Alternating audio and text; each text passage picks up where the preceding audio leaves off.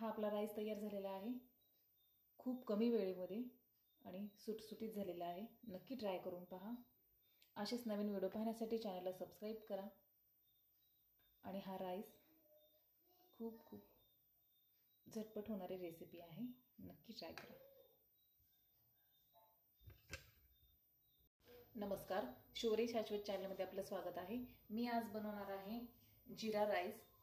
खूप सोपी रेसिपी आहे, पण काय होतं ना की आपण पाणी जास्त घालतो आणि आपला तांदूळ हा चिकटून बसतो। त्यासाठी पण मी टिप्स सांगणार आहे, नक्की लक्षात ठेवा।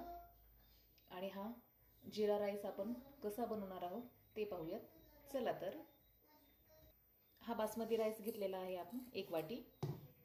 यामध्ये हे पाणी घालायचं आणि हा तांदूळ आपण 10 ते 15 मिनिटं भिजू घालून ठेवायचा आहे।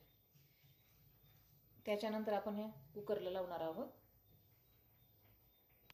या कुकरमध्ये आपण हे तूप घालायचे 1 चमचा। यामध्येच हे जिरं घालायचं, हे लवंग आणि हा तेजपत्ता।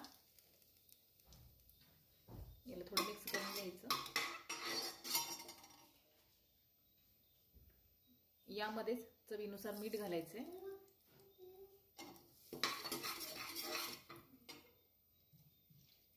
हा बासमती राईस आपण 15 मिनिटं भिजवून घेतलेला आहे, हा घालूयात यामध्ये।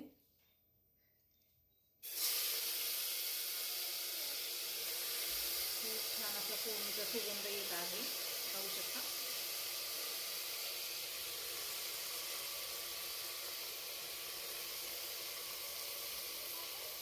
याला तुपामध्ये थोडंसं तडकू द्यायचं। छान असा तुपाचा तडका झाल्याच्या नंतर यामध्ये पाणी घालायचं आहे। आपण 1 वाटी जर राईस वापरलेला आहे ना, तर 1च वाटी पाणी घालायचं। म्हणजे यामुळे काय होईल ना की आपला भात किंवा राईस असं एकमेकाला चिकटणार नाही, तो छान असा सुटसुटीत होईल आणि खूप सुंदर पण होईल। आणि तूप घातल्यामुळे त्याचा सुगंध पण छान येईल। आता यामध्ये आपण 1 वाटी पाणी घालूया। यामध्ये आपण 1 वाटी पाणी घालायचे।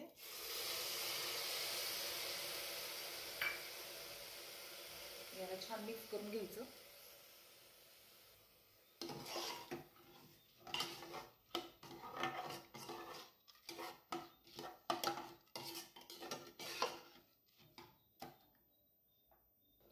बासमती तांदळासाठी जास्त पाणी लागत नाही, त्यामुळे आपण कमी पाणी वापरलेलं आहे।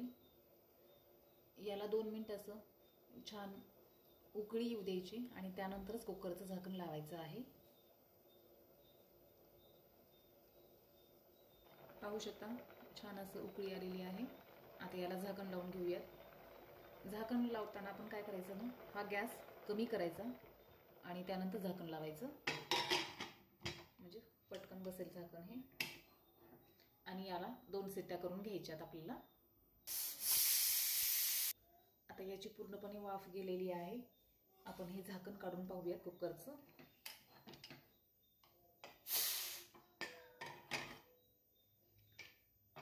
पाहू शकता किती सुंदर असा राईस झालेला आहे।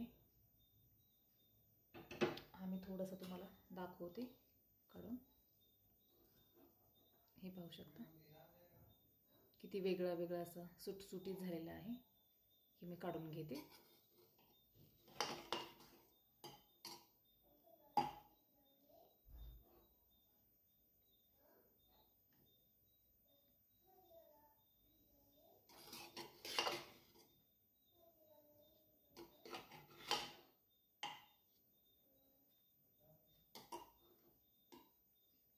कमी पाणी वापरलं ना तर खूप छान हा राईस होतो। हा मी काढून दाखवते तुम्हाला प्लेटमध्ये। हा आपला राईस तयार झालेला आहे।